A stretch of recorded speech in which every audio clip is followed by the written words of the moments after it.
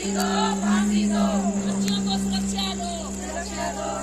अंकिता के हत्यारों को जेल में डालो। जेल में डालो, जेल में डालो। अंकिता के हत्यारों को फांसी दो। फांसी दो, फांसी दो। आई हुई अंकिता इस केस में एक रिसोर्ट में काम करती थी।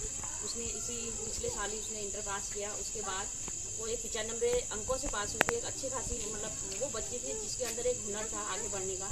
तो वो जब घर से निकली उसने अपने माँ बाप से कहा था कि पापा मैं होटल मैनेजमेंट का काम करना चाहती हूँ और मैं मतलब काम करते हुए अपने परिवार के लिए सहारा बनूंगी, क्योंकि वो एक बहुत गरीब परिवार से है। उसके मतलब कहने का मतलब उसके पापा से जब पूछा जा रहा है उन्हें बोलने का तक वो नहीं हो रहा। आज मतलब मेरे को इतना दर्द है कि मेरी बेटी खुद बाहर कोर्स करती है, दोनों बेटियां मेरी बाहर कोर्स कर रही हैं, तो मुझे उनके लिए भी अब एक अंदर से मतलब एक डर भय पैदा हो चुका है।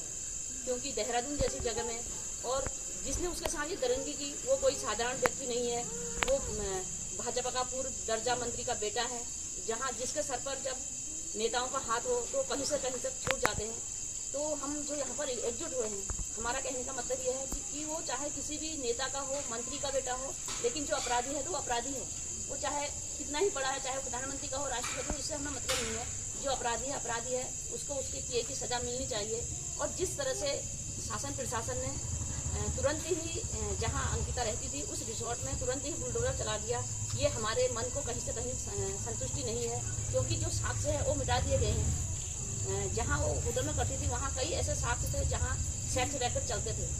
उस सेक्स रैकेट चलते हुए उसमें रातों रात बुलडोजर चला दिया गया। तो हम उसकी भी यहाँ यहाँ पर जो हम यहाँ पर श्रद्धांजलि दिवस कर रहे हैं इस गंगोत्री बिहार से, हम उसकी भी मांग करते हैं कि उसका भी जांच होनी चाहिए। क्योंकि तुरंत बुलडोजर चलाना कहीं से कहीं कोई न्यायपूर्ण नहीं है, क्योंकि वो साक्ष्य मिट चुके हैं। तो हम यही मांग करते हैं कि जहाँ तक भी हो, चाहे वो कोई भी हो, वहाँ तक उसकी जाँच होनी चाहिए और हमारी बच्ची को न्याय मिलना चाहिए। ताकि कल उस घर की बेटी तो गई, वो लौट कर तो नहीं आ सकती, लेकिन फिर कहीं दूसरी घर की अंकिता के साथ ये सब ना हो। हमारे बच्चे हैं, सिर्फ यही नहीं, मतलब हमारा जो उत्तराखंड को देवभूमि के नाम से कहा जाता है, यहाँ पर इस तरह की घटनाएं नहीं होती थी। लेकिन आज जो बाहर से पर्यटक आ रहे हैं, यहाँ पर हमारे जो पर्यटक हैं, हमारे जो गांव क्षेत्र है, उसको इन्होंने अय्याशी का अड्डा बना दिया है। क्योंकि रिसोर्ट अगर जहाँ पर बनेंगे, सरकार या तो उस रिसोर्टों को अपने कब्जे में ले या इस तरह की जो रिसोर्टें हैं वो न बने, क्योंकि हमारे बच्चे कहीं न कहीं असुरक्षित हैं। हर क्षेत्र में, पूरे उत्तराखंड में देखा जाए तो देवभूमि तो हमारी है, लेकिन इस देवभूमि को अपवित्र करने वाले बाहर के लोग हैं। तो हम यहाँ से यही मांग करते हैं कि उनको कड़ी से कड़ी सजा मिले और जो इस तरह की घटनाएं हुई उसमें आगे के लिए बंदिशें लगे और हमारे उत्तराखंड को स्वच्छ रखा जाए। तो यही हम अंकिता के लिए हम कुछ कर तो नहीं सकते, बस यही उनके लिए सच्ची श्रद्धांजलि होगी कि हमारे जो आने वाली पीढ़ी है, आने वाले हमारे बच्चे हैं जो बाहर निकल रहे हैं, वो सुरक्षित रहें।